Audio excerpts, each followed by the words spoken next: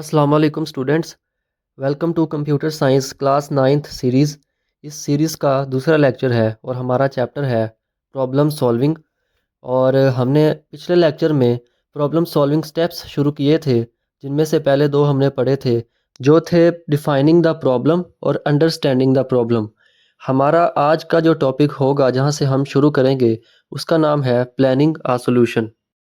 तो planning a solution से मुराद ये है कि अगर एक दफ़ा हमें प्रॉब्लम समझ आ गया है तो अब हम डिसाइड करने जा रहे हैं कि हम उस प्रॉब्लम को सॉल्व कैसे करेंगे। फॉर एग्ज़ाम्पल, अगर हमारा प्रॉब्लम है कि हमने लाहौर जाना है, जब हमें प्रॉब्लम समझ आ गया है तो उसके बाद अब हम ये सोचेंगे कि हमने किस रास्ते से लाहौर जाना है, कितने पैसे लेके लाहौर जाना है। मतलब हम प्लानिंग करने लग जाएंगे। प्लानिंग और सॉल्यूशन की डिफरेंट स्ट्रेटजीज़ हैं, डिफरेंट तरीके हैं कि जिस तरह हम सॉल्यूशन प्लान कर सकते हैं। तो डिफरेंट प्रॉब्लम्स के लिए डिफरेंट सॉल्यूशन प्लानिंग्स हैं।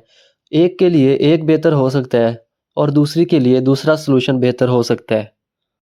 जैसे कि अगर हमने लाहौर जाना है और हमने प्लान करना है कि हमने बरास्ता मोटरवे जाना है या बरास्ता जीटी रोड जाना है, तो बेहतर स्ट्रेटजी यही होगी कि हम उस रास्ते को इख्तियार करें जो छोटा भी हो, जिस पर वक्त भी कम लगे और जो बिल्कुल ठीक भी हो, जिस पर कोई रश वगैरह ना हो और सड़क भी बिल्कुल ठीक हो।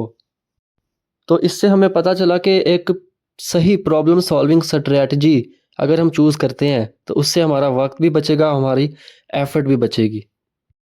तो इस स्लाइड का की पॉइंट ये है कि अगर हमारे पास रास्ता अच्छा होगा, प्लान अच्छा होगा, तो हमारे पास सॉल्यूशन भी बेहतर आएगा। आपकी बुक में प्लानिंग और सॉल्यूशन की 4 स्ट्रेटजीज़ हैं, एक एक करके उन्हें पढ़ते हैं। तो पहली स्ट्रेटजी है divide and conquer.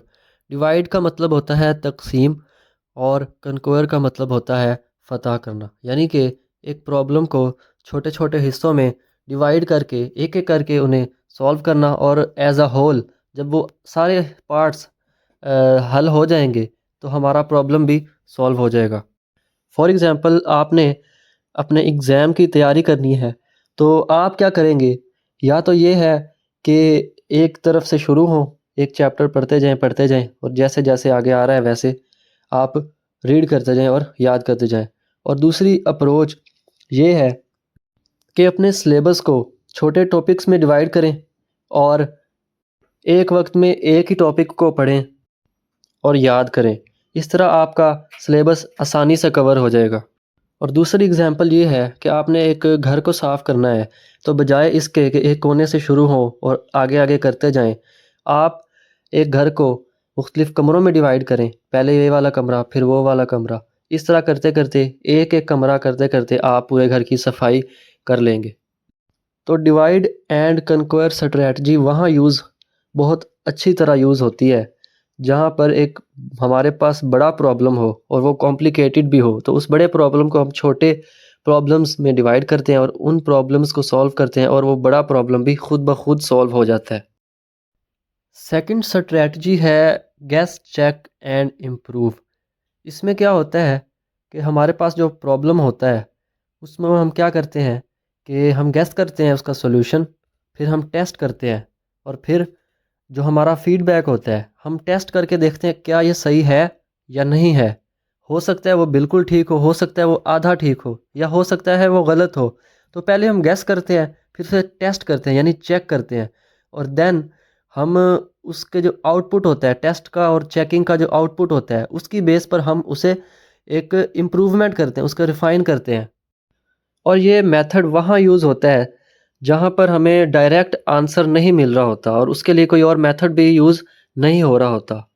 For example, आपने एक केक बनाना है और आपके पास एक प्रॉपर रेसिपी नहीं है लेकिन आपको आइडिया है, तो आप क्या करेंगे कि अंदाज़े से चीनी और दूध और जो भी चीज़ें होती हैं वो डालेंगे और फिर आप क्या करेंगे उसे टेस्ट करेंगे यानी चेक करेंगे कि वेदर इट्स गुड और नॉट। और आफ्टर चेकिंग इट्स टेस्ट आप फैसला करेंगे कि इसमें इम्प्रूवमेंट आ सकती है या नहीं आ सकती। इस तरह करते करते एक टाइम आएगा जब आपको एक परफेक्ट केक बनाना आ जाएगा। इसमें दूसरी एग्जांपल है throwing darts at a target. आपने वो निशाने लगाने वाला गेम तो खेला ही होगा। एट फर्स्ट आप निशाना लगाते हैं, आपका एम ख़राब होता है, वो मिडल से दूर जा रहा होता है और आहिस्ता-आहिस्ता आप जैसे-जैसे लगाते जाते हैं, आपकी प्रैक्टिस होती जाती है और आपका एम क्या होता जाता है, ठीक होता जाता है और एट द एंड आप एक परफेक्ट बन जाते हैं इंसान निशाने लगाने में। तो ये स्ट्रैटेजी वहाँ यूज़ होती है जहाँ हमें एग्जैक्ट आंसर तो नहीं पता होता, लेकिन हम क्या कर सकते हैं, टेस्ट के ज़रिए चेक करके हम उस फीडबैक के ज़रिए उसे इम्प्रूव कर सकते हैं और सॉल्यूशन की तरफ पहुँच सकते हैं। तीसरी स्ट्रैटेजी है एक्ट इट आउट।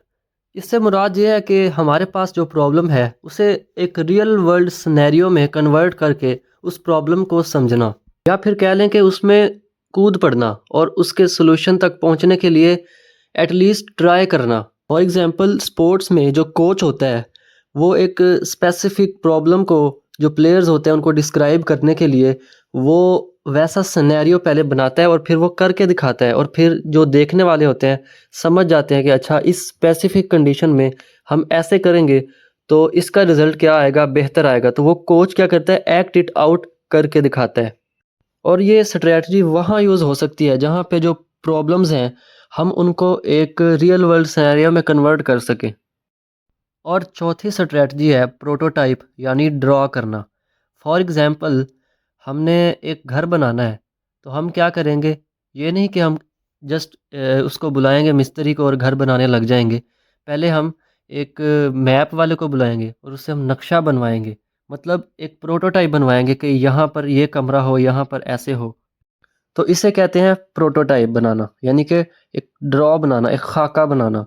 और दूसरी एग्जांपल ये हो सकती है कि आपने एक कपड़े डिज़ाइन करने हैं, कोई डिज़ाइनर है जिसने कपड़े बनाने हैं, तो वो ये नहीं कि कपड़े बनाने लग जाएगा, पहले वो एक ड्रॉ करेगा, एक प्रोटोटाइप बनाएगा कि अच्छा ऐसे-ऐसे ये वाला डिज़ाइन सही है, इसके हिसाब से वो बनाएगा और फिर उसे सेल करेगा। ये स्ट्रैटेजी वहाँ यूज़ हो सकती है जहाँ पर हम प्रॉब्लम्स को एक विजुअल अप्रोच यानी कि स्केच की सूरत में देख सकते हो। अब देखते हैं कि हमें कौन सी स्ट्रैटेजी चूज़ करनी चाहिए।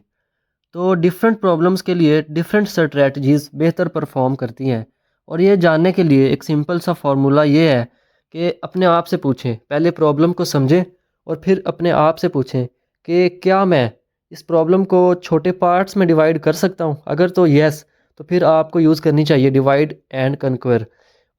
और दूसरा सवाल यह है कि आपने अपने आप से पूछना है कि क्या इस प्रॉब्लम को मैं डिफरेंट सॉल्यूशंस के साथ चेक कर सकता हूँ। अगर तो आपका आंसर है यस, तो फिर आपको गेस, चेक एंड इम्प्रूव के साथ जाना चाहिए। और तीसरा सवाल ये है कि क्या आप इस प्रॉब्लम को एक रियल वर्ल्ड सिनेरियो में, एक हकीकी मंज़र में पेश कर सकते हैं। अगर तो यस है तो फिर एक्ट इट आउट करें, या फिर चौथा सवाल ये है कि क्या आप उसका प्रोटोटाइप बना सकते हैं, उसे ड्रॉ कर सकते हैं, उसे मॉडल कर सकते हैं, तो फिर आपको जाना चाहिए प्रोटोटाइपिंग के साथ। प्रॉब्लम सॉल्विंग स्टेप्स का जो चौथा स्टेप है वो है डिफाइनिंग कैंडिड सॉल्यूशन। तो सबसे पहले देखते हैं कि कैंडिड वर्ड का क्या मतलब है। इंग्लिश में कैंडिड कहते हैं ऑनेस्ट, स्ट्रेट फॉरवर्ड या प्रैक्टिकल को। सादा अल्फाज में कोई भी प्रॉब्लम देखते साथ ही आपके जहन में जो पहला सॉल्यूशन आता है वो होता है एक कैंडिड सॉल्यूशन। तो एक कैंडिड सॉल्यूशन ऐसा सॉल्यूशन होता है जो एक अंदाजे के मुताबिक आपका प्रॉब्लम सॉल्व करता है। हमें इसका जवाब बहुत जल्दी मिल जाता है क्योंकि ये एक अंदाज़ा होता है। आप एक अंदाज़ा लगा के इसका आंसर करते हैं। इस कैंडिड सॉल्यूशन में आपका अंदाज़ा काम आता है, तो ये एक क्विक एस्टीमेट होता है प्रॉब्लम के सॉल्यूशन का। फॉर एग्ज़ाम्पल आपको कहते हैं कि आप अपने स्कूल के उन स्टूडेंट्स को गिनें जो क्रिकेट खेलते हैं। तो आप सबसे पहले एक तो अप्रोच ये हो सकती है कि आप अपनी क्लास के स्टूडेंट्स को गिनें जो क्रिकेट खेलते हैं और उनको सारी क्लासेस से मल्टीप्लाई कर दें जितनी भी आपके स्कूल में है, और इस तरह आपको क्या होगा, एक एस्टिमेटेड रिज़ल्ट आ जाएगा। लेकिन अगर आपने एग्जैक्टली बताना है कि कितने स्टूडेंट्स हैं आपके स्कूल में जो क्रिकेट खेलते हैं, तो आप क्या करेंगे, हर क्लास में जाकर एक एक स्टूडेंट गिनेंगे और उसके बाद आप उन्हें ऐड करेंगे और आपको एग्जैक्ट सोल्यूशन मिल जाएगा। तो इसमें जो आपने पहला सोल्यूशन था वो क्या था, कैंडिड सोल्यूशन। तो जब आपको एक क्विक डिसीजन लेना होता है तो आप क्या करते हैं, एक कैंडिड सोल्यूशन डिफाइन करते हैं। आप चीज़ें एज्यूम करते हैं अपने प्रीवियस एक्सपीरियंस की बेस पे और फिर आप एक एस्टिमेटेड रिज़ल्ट निकालते हैं और फिर आप क्या करते हैं, एक सॉल्यूशन बनाते हैं। और ये काफ़ी एरियाज़ में यूज़ भी करते हैं लोग, मतलब बिज़नेस में फोरकास्ट करना है आपने, फ्यूचर प्रिडिक्शन करनी है आपने, एस्टिमेट कोई लगाना है, तो आप क्या करेंगे कि कैंडिड सॉल्यूशन पहले प्रेजेंट करते हैं और उसके बाद जो है वो एक लंबा चौड़ा हिसाब लगा के एग्जैक्ट सॉल्यूशन फाइंड करते हैं।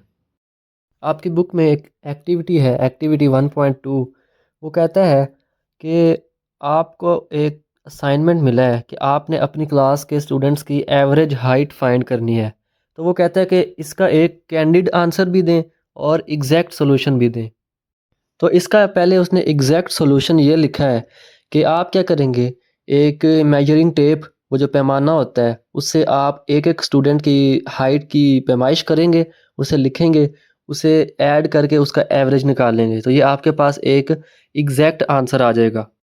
फिर कहता है कि इसका एक कैंडिड सॉल्यूशन भी निकाल सकते हैं आप, अगर आपके पास एक मेजरिंग टेप नहीं है उस वक्त, तो आप क्या कर सकते हैं कि लेट्स सपोज आपके पास एक बुक है जिसकी हाइट 8 सेंटीमीटर है, तो आप दीवार के साथ उसे मतलब 8 सेंटीमीटर, फिर 8 सेंटीमीटर और ऊपर ऊपर करते करते एक हाइट लिखेंगे दीवार के साथ, और फिर उस दीवार के साथ उन स्टूडेंट्स की पैमाइश करेंगे हाइट की, और वहाँ से आप लिखकर एक एस्टिमेटेड कैंडिड सॉल्यूशन भी निकाल सकते हैं।